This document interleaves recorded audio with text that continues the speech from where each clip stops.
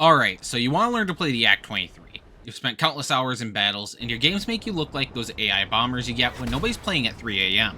How are you supposed to play it? How can you improve? And why should you choose this plane over, say, the Yak-30, which sits at the same battle rating? All these questions come down to simply knowing what makes the Yak-23 so special, as well as knowing when and how to use it. Something the Yak-23 has that other planes at this rank do not is an energy-conserving airframe coupled with a very low weight. Unlike its predecessor, the Yak-23 has enough thrust from its engine to take full advantage of the straight-wing design, which makes it an absolute monster in dogfights. Here you can see me in the middle of a group of enemies, and instead of being subject to whatever they have in store for me, I'm able to repeatedly avoid their shots and slowly drain the whole swarm until they have no choice but to leave and try to make passes at me. This is all possible simply because of the things I stated before. The Yak-23 is able to perform very well at low speeds and keeps its energy stored tighter than the Svalbard seed vault. Playing this plane correctly, you will find yourself surviving your games a whole lot more, as well as outright destroying anybody you enter a dogfight with. And I'm going to show you how.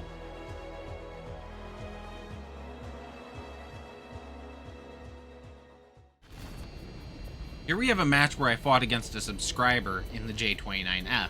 His plane is capable of tighter turns, but is far heavier and thus retains energy like your power grid in the middle of the summer.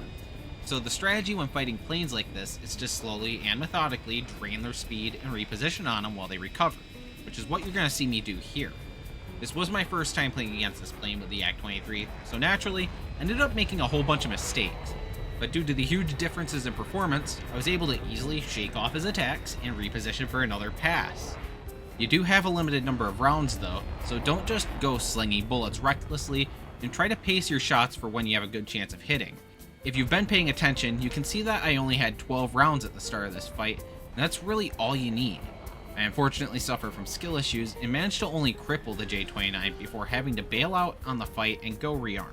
So apparently, the damage done was enough to prevent him from returning to the base, and I scored a kill. Had I placed my shots better, the fight may have ended right there, and though that didn't matter in the end, this highlights an issue most players have with this plane. This is mainly because these guns are positioned in a funky spot under the engine intake, which just makes aiming difficult unless the target is at the precise distance you set the zeroing at. So I would recommend playing with this setting. My preference is around 600, though you can just do some tests and see what works for you. Now, if you're wanting to improve your already impressive gameplay in this plane, there are a few things you can do to help with that, so consider this bit of the video to be more of an intermediate guide. My first suggestion would be to learn how to feather your flaps and get a feel for how and when to use them. The one thing I wish the Yak-23 had was a set of combat flaps to help you pull tighter turns in your fights, but for reasons beyond comprehension, Yakovlev neglected to add them, leaving the plane with a set of landing flaps that really only serve to keep you in the air long enough that your brakes can stop you from flying off the runway. Father, help! These flaps may not be the best at helping you with combat at first glance, but with them, you are able to reduce your stall speed all the way down to 160 kilometers per hour, which is a massive advantage when stall fighting your opponents. Because of this, you can more or less float over your enemies while they slowly welcome gravity's sweet embrace and then dive on them before they regain control. As previously mentioned, you can also feather your flaps, which is repeatedly toggling them to keep them partially deployed. This gives you a small turning advantage while also avoiding the consequences of fully deploying them. It is kind of a risky strategy, though if you do it right, you can get a little bit of the effect, which helps a lot. Another thing you're going to want to learn is how throttle control affects your flying, since your energy retention makes it really easy to accidentally overshoot an opponent. Just try going into your games and in the middle of a vertical turn, try adjusting your throttle.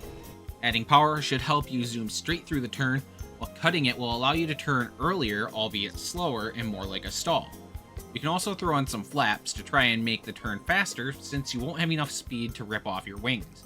This will get a lot easier for you as you do it, and will increase the number of options you have to use against your opponents in fights. The only other thing that I would suggest is going and watching a guide on how to energy fight, which should all around improve your ability to wield the godlike power that this plane is hiding under its thin aluminum shell. I've provided a link to this in the cards above.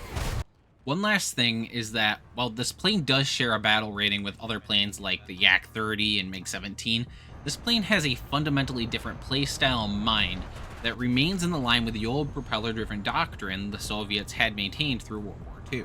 which is to simply defeat your opponents through continuous pressure on their weaknesses. At this battle rating, that weakness is most commonly energy retention, and no plane deals with energy retention quite like the Yak 23. If you enjoyed this video, then maybe you'll like this video about the next plane in the Yak line, the Yak 30D.